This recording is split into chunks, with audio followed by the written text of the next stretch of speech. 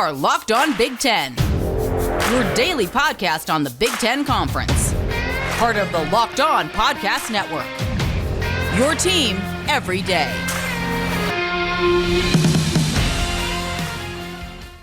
Welcome into Locked On Big Ten, everything you need to know about the conference every day of the week. Alongside Matt Sheehan of Locked On Spartans, I'm Nate Dickinson, happy to bring you the show here today. Coming up on the program, we're talking recruiting as the classes for 2022, at least as far as the rankings go online, have been finalized. We take a little look at where everyone stands going into next season. We've talked a lot about coming and going basketball players in the Big Ten already, but not quite diving into this particular recruiting class just yet. So, Matt, before we dive into any of that here and what I have, this is something that I want to talk about with you because you already talked about it on your show on Locked On Spartans. Subscribe wherever you get podcasts.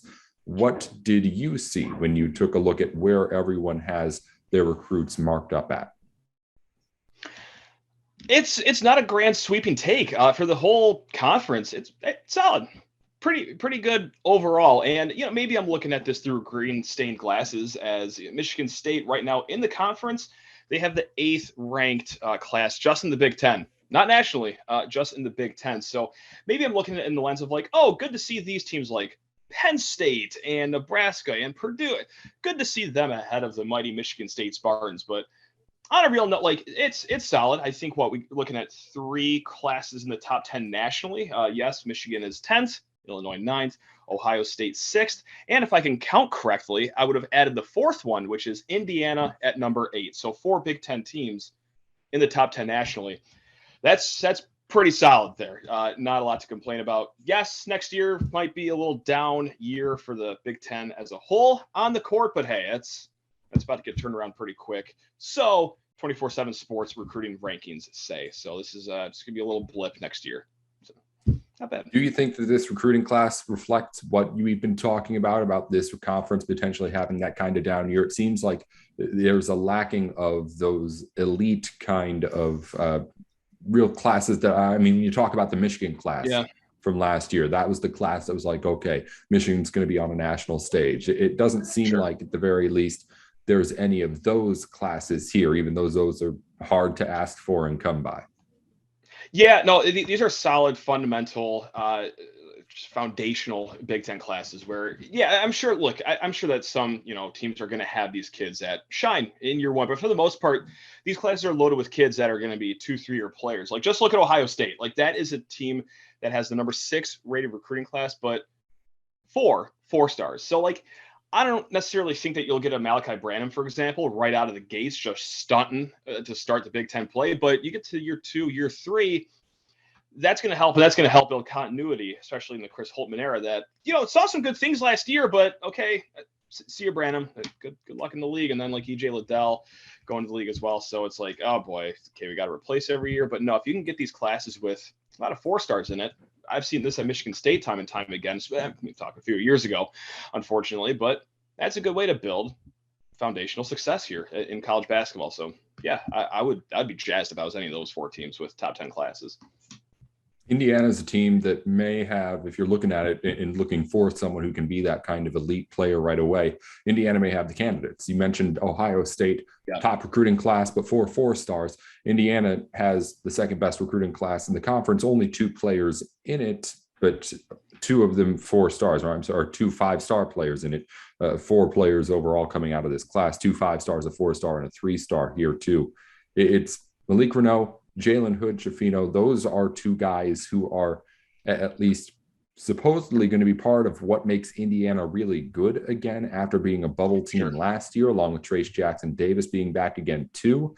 How much of that pressure can you think you can put on a guy like that at the freshman year when you're being an Indiana team that, of course, college basketball always has the one and dones, but there's more than just the individual pressure on these guys as they're coming in, I feel like. This just seems like every year for Indiana, just like you're saying, right? Like, Romeo Langford, he's going to be the guy, or like Christian Lander, he's going to be the guy. So it's just next man up. But hey, listen, sometimes it works out. Sometimes these freshmen are immediately ready to play. But man, it's tough being a true freshman playing at a program, just regardless on the baseline, even if you're a 5-star, it's very hard. I saw that with my team last year in Max Christie. That's even ramped up when you're playing for a program like Indiana, which I don't know if you know this, little extra pressure playing basketball in Bloomington. So yeah, maybe sometimes it's getting a little too bright for these freshmen, but that is a massive help getting Trace Jackson Davis back for next year. And it's also become one of my favorite traditions. Like the year is going to be 2029. It's going to be April, and there's going to be a tweet across my timeline that says Trace Jackson Davis to enter name an NBA draft, keeping his college eligibility, and then he returns. Like this has been going on 3 years now of this. So, but now he's actually experienced. He's going to be a dominant player next year. So a lot of the pressure is taken off of some of these young guys. Like that wasn't there with the last few 5-star recruits that have gone to Indiana. So I like the situation for these guys a lot more this year than I have in recent years. So that's kind of where I stand on that. I mean, unfortunately, because that means good things for Indiana, and I don't like when Indiana does well, but it'll be a good team next year, Nate. It'll be a good team. We mentioned this is the last kind of set rankings for what is the 24/7 sports composite rankings, at least out in basketball recruiting. So that's how we talk about it right now. But these things can still change, of course. Is there ways for like a team like Michigan State, say, who's lacking behind maybe right now? Are they trying to get better still? Are they? I was about to ask you the question, Nate. Are they? I don't know. It's been a pretty quiet offseason here between we've had this assistant coaching hiring that's been open for the better part of 4 or 5 weeks now.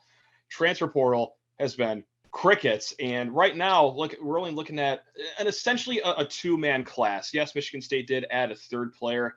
He's going to redshirt. He doesn't even have a rating in 24/7 sports right now. So I don't know if it gets any better. The glass half full for Michigan State right here, if I can just hijack this conversation here for a little bit, is that, yes, they are the 8th rated class in the Big Ten per 24/7 sports. But if you go from average, like recruiting ranking, they have the highest average. Now, yes, it is just 2 kids, which is why they're down in 8th. Like this is the whole formula here. It's a combination of how many kids you got coming in and how many stars these kids have coming in. Right now, they have 2 middle to high 4-star kids, so they do have the highest ranking. But then you pour out the water, and now it's not even half empty. It's just all the way empty, and you realize that, oh yeah, it's a 2-kid class, and we're leaving like a lot of scholarships on the table. We're about to be going into the 2023 class with like 7 scholarship availabilities if no transfers come or anything like that. So fascinating times here in East Lansing. I know I just deviated way offline of your question, but had to hijack and talk about my Spartans for a little bit there. Locked On Big Ten is brought to you in part by BetOnline. BetOnline is the one-stop shop for all of your sports gambling. If you're looking for somewhere to go to just get information on where to put your money for the bets, head on over to betonline.net. You can also go to BetOnline, of course, to get those bets placed. Get all sorts of bets and any sort of bet that you want to get placed as well, too. Whether you're trying to get props in on strikeouts or something like that in the baseball season, over or unders for points in basketball playoff games coming up, or of course just your classic overall Vegas lines. They have it all there at BetOnline. It's everything that you could need, and it looks pretty good on their site too, again at betonline.net. If you've been gambling online for a while now, you know that not all those sites really look all that great and really even let you know what you're doing all that well. But BetOnline is not one of them. It's really, really a great place to try and get started, or if you're an experienced sports gambler, head on over right now, again, to BetOnline, where the game starts. No, it's a good segue into just a conversation about how everyone should be thinking about their schools in general, because, I mean, we could talk about Indiana and Ohio State and the schools who quite honestly are in competition for 5-star players in the Big Ten. But even, again, Michigan State's not someone who would be out of that conversation on a daily basis. But if you're a team like Michigan State who's bringing in the 4 stars and then maybe high 3 stars too to the Big Ten conference, what is it that you're looking at to try and be like, okay, how do I know that this is the right guy for us and this is the 4-star that's going to make us better over some other guy? Because I mean, the 5 stars are the 5 stars. The 4 stars, we talked about it earlier this week, talking a little bit more about football stuff. Like, there's a huge range of players that qualify as 4-star recruits when it's all said and done. It's not like the top of the top where you have those 5-star guys and you're just like, these are the cash them in ones. Yeah, that's interesting that you bring it up, because I had this conversation with a guest on my podcast the other week. His name's John Kirby, just fantastic work. He brought up this point too that I think is going, hand in hand with what you're saying, is that I think especially with transfer portal these days, like, and yes, you have the 13 scholarship limit. I don't think that you're going to be getting 13 scholarship kids that all expect to just impact the team from day one. I think we're going to scale back the clock to, like, say 10, 15, 20 years ago. We could argue about this another time, but where, like, maybe scholarships 11, 12, and 13, if you do fill those, are more of project kids, like your high 3 stars, for example, maybe your low 4 stars, kids that understand, which is very hard, of course. I would hate to be, a high school kid making it rain for my high school team and being told, like, hey, come here. It's a great program. You're going to have fun here, but you're also going to be here for like 3-4 years before you really start to have a role here. And the best example that we had from Michigan State is this new kid, 6'11" kid, Carson Cooper from IMG Academy. Doesn't even play on IMG's first team, plays on their second team, but he's starting to get his coordination. He's starting to come up through the recruiting rankings. This is the kind of kids, though, and this speaks for other programs too, like Minnesota, for example, and Iowa, for example, that you're not maybe going to fill out 13 scholarships just studs, because let's be honest, 4 of those kids are going to leave after 1 year if they expect to play, and they don't. It's more so going to be kids now that are going to be projects, and I think that's kind of what we saw in like the mid 2000s, maybe early 2010s, and we're just getting back to that by way of the transfer portal. And I don't think it's a bad thing for programs necessarily. I think you do need some somewhat continuity there, some projects, kids that are in the program for like 2-3 years, used to the coaching, expectations, all that stuff. So yeah, hopefully that was a long rambly way of answering that question there. But yeah, I thought that was a fascinating conversation point that my guest brought up earlier this week. Yeah. Well, is there room for that? I mean, you talk about the transfer portal, there's going to be just packed rosters right now, right? So if you're talking about scholarship players, yeah, even if they're only there for like a year or two out of that transfer portal, I mean, there's still guys who are taking up spots. I mean, the stuff that you're talking about, waiting 3-4 years, those project guys come along and you put them on the bench. But at the same time, a lot of what you're discussing, I hear it and I'm thinking, like, that's kind of what walk-ons are for. Yeah, I totally agree with that, but it's going to be tough just to always depend on the transfer portal too. And I'm sure. Right, I just mean like right now. Yeah, no, and I get, because the transfer portal isn't always something you can rely on. Sure, it works for some teams, right? Like Minnesota was able to pack a court last year by way of transfer portal kids, and sure, like, it wasn't a banner season for them, but they got to where they realistically could have gotten in year one under a new coach over there. So it's tough to always rely on transfer portal, because listen, and I know that I'm just going on and on about my own team, but we have a lot of cautionary tales. Unfortunately, it's right now, we're not getting anyone out of the transfer portal. We need a big man. So does Ohio State. So does a few Big Ten teams, but there's no big men to be had. So maybe having that kid that comes in as like a lowly 3-star kid or a highly rated 3-star kid, and then works his way up, at least he's there. At least he's on your cupboard and there to unlock. So you don't have to roll the dice and pray to God that a center likes your team enough, A, to take a phone call from you, B, to visit your program, and then C, to commit all in the transfer portal season, because we're getting all that right now in East Lansing in the transfer portal season. So when I see this kid come in, it's like, is he going to be anything in year 1, 2, or 3? No, but maybe by year 4, we're not praying to God that any 6'10" kid or taller comes to Michigan State, because we already got one, luckily. So again, I know I'm talking about my team, but I think that this can be said for not any, but most programs in the Big Ten, especially ones that maybe don't kill it necessarily in upper echelon recruiting. So it's fun times, Nate. It's great times. Yeah, I realize I'm asking the question about packing rosters to the team that still has to fill up about half of its in Michigan State. So it's obviously two sides of the coin here. Yeah, it is. It is. Yeah. Who do you think is best here for them? Sorry, I said to get that up.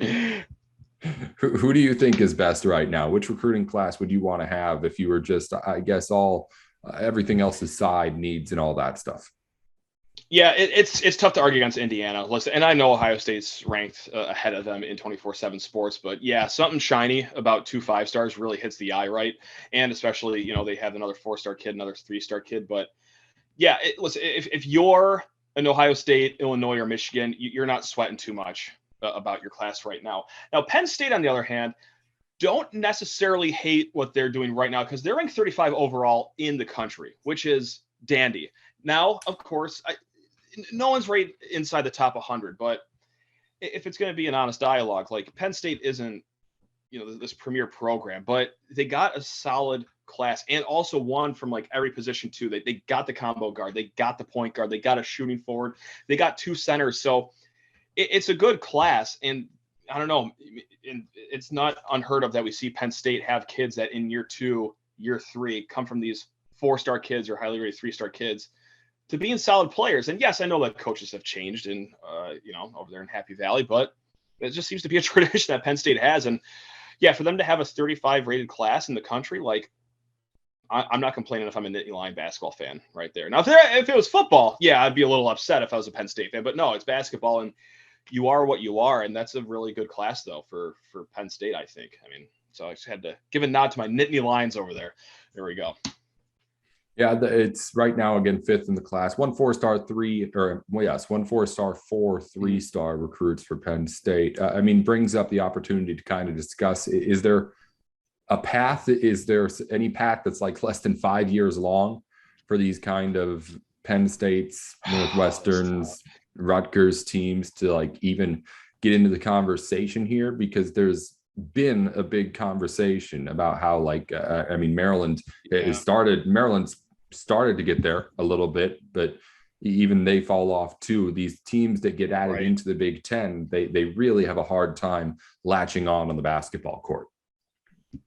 I'll tell you what, next year's a great launch pad, right? I mean, it's going to be prime for the picking. It's going to be some ugly basketball. And I'm sorry, I feel like I come on every week and talk about how miserable the year is going to be next year Big Ten play, but I feel like, this is a good launch pad for teams especially teams with new-ish coaches, like, teams like Penn State, teams like Minnesota.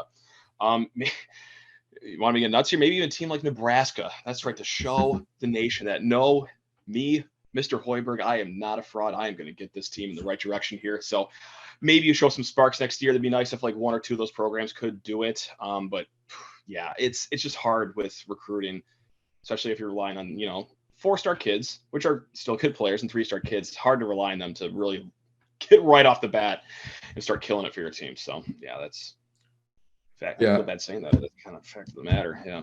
It is. It's just the fact of the matter. We talked about it in football recruiting on Tuesday because Ohio State picked up the big 5-star recruit in the 2024 class. Oh, good for them. Good.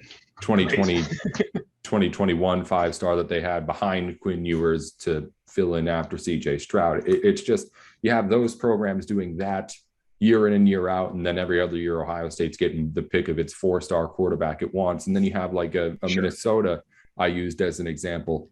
They needed to not only have that program built up for however many years, and then PJ Fleck goes on the 10-win season, and only then does Minnesota get its first 4-star quarterback commit in the last decade. And it just so happens to be a guy who I believe it was a Minnesota native in the backyard, but I'm not 100% sure on that actually. But anyway, it's just an uphill battle if you're not at the top and haven't been spending the last 50 years getting to the top.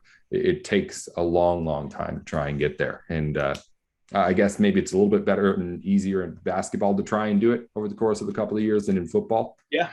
But still really, really hard to try and compete when you got the Indianas, the Ohio States, the Michigans, the names that you're going to have to go up against in this Big Ten. Right. And especially, Brad Underwood doing great work at Illinois, like turning the program around. It's that too, right? Like when you're one of these programs that aren't really expected to do much on the basketball court, like I hate to say Penn State over and over again, or Nebraska, for example, Rutgers, if I can mix it up. Mm-hmm. It sucks. Like, okay, when it's time for us to start getting on top of things, like a sleeping giant like Illinois gets waking up, right? Or like Purdue is starting to do great things on the court as well. And unfortunately, Chris Holtman is doing good things at Ohio State too. Like, it's like, oh, great. They couldn't sleep for a few more years. Like they just had to get waking up. But so, yeah, that just makes it even tougher, not to make it even more negative for the bottom tier of the Big Ten listeners here. But hey, that's we're here to talk honesty like adults, that's it. So. Hey, go prove us wrong, though. That's right. Well, I mean, that's what's great about the Big Ten is that these recruiter rankings do prove us wrong pretty much all the time. It's all sorts of, anyone can come out and beat anyone on any given night, especially on the basketball court. That's been proven year in and year out, and that's not going to stop anytime soon. So we'll see more chaos out there this fall, no matter who it is that ends up being on the court. But Matt, thanks again for joining us for a little bit to talk some on this Big Ten recruiting trail. I mean, again, we're far from done. It was just that these are like the final, I guess. What is it exactly? They're just done ranking kids in this class. They're moving on. This is it. 2022 class might as well be dead to 24/7 sports. They are done with them. The rankings are set in stone. Go be free in college. Do what you got to do, because we don't care about you. We're on to 2023 and 24 and 25, baby. That's right. So that's essentially what's going on in the recruiting world here. Most everyone who is coming in has already signed all those letters and all that stuff anyway. Transfer portals where the big money is going to be made the rest of the offseason, and we'll have plenty more to discuss with that, I'm sure. As again, still plenty of players who still have to make their decisions on that end. Again, Matt, thanks again for joining the show. He's on Locked On Spartans every single weekday. And of course, at Sheehan_sports is the Twitter if you want to stay up to date on whatever's going on in his head on a daily basis too. It's nothing good, I'll tell you that much. Yeah, come for funny internet videos, and once football season comes, an emotionally unstable man on Twitter. That's right. That's where to find me. So, Nate, you're the man. Appreciate talking as always. Looking forward to seeing you next week again, Matt. Thanks as always. You got it. Thanks again to Matt Sheehan for joining the show today. While we wrap things up, a look at all the news around the Big Ten, and we'll start with the Big Ten softball tournament. Starting up yesterday, and we have scores to report, of course, if you haven't been paying attention to the tournament. First games yesterday, final results from Wednesday's action. Penn State defeats Indiana, final score 2-1. Ohio State beats Purdue, final score 8-0. Wisconsin beat Minnesota in a shutout 2-0 as well. And finally, Maryland beat Michigan State 7-1. In today's action, Nebraska faces off against Penn State, Ohio State plays Illinois, Wisconsin plays Northwestern, and Maryland plays Michigan. Those are the games on the schedule for today in the Big Ten tournament. Only other thing I wanted to touch on, just reports with the ACC reportedly looking at getting rid of divisions, and people looking at whether or not the Big Ten should or could do something like it too. I don't really have major thoughts on it. I just think that you have to remember that the goal of the Big Ten, no matter what, is not really primarily to keep us happy, right? Because the Big Ten championship game has been great, but I feel like if you were trying to keep the fans happy, you'd be wanting to keep it a little bit more competitive in that kind of way. If you're thinking about trying to keep people in competition for the college football playoff, there is an improvement to be made here, right? Because at the moment, at least the last couple of years here, if Michigan this year or Ohio State in years past had been upset in that Big Ten title game, it would have been the Big Ten left out of the college football playoff. The Big Ten West, quite frankly, is not bringing up playoff contenders. The side of the conference beats up on each other too much, and quite frankly, even if there had been one team that was winning all of its games, like say an Iowa was for a stretch of the season last year, that Hawkeye team never looked like it was ready to compete at the national level in a way that an Ohio State, a Michigan, or a couple of other teams even on that east side of the Big Ten had. If you can get to a point where you're at a Big Ten championship game where you have either team that wins makes it no matter what, that's an improvement if you ask me. And if you're trying to be just a fan again and get the best game possible, that helps me too. Maybe get a Michigan-Ohio State Big Ten championship game in there. Something along those lines, I don't know. But at the moment, you have a weak spot. You have a vulnerability if you're the Big Ten as far as making sure you get teams in this college football playoff as it stands. At the moment, that weakness is basically just there's a chance that somebody wins the last game of the season every year that could not be in that Final Four or even close, as we saw this year and plenty of years in the past. Now, we haven't really had an Ohio State nor Michigan fumble that bag so far either. But when it were to happen, you'd see the Big Ten get out of that group of four teams that are in there. And it's not always that easy to get yourself back in. Again, the Big Ten's still the Big Ten. But I feel like if you're trying to make sure that you have the most representation all the time, maybe changing the format somewhat and getting away from what you have right now, which is risky if you ask me, could be a little bit helpful. We'll be back tomorrow to talk more here on Locked On Big Ten about anything that happens in the conference during the day. Of course, more softball for us to get to as the tournament continues this week. That's coming up right here on Locked On Big Ten as we get back to you with more tomorrow.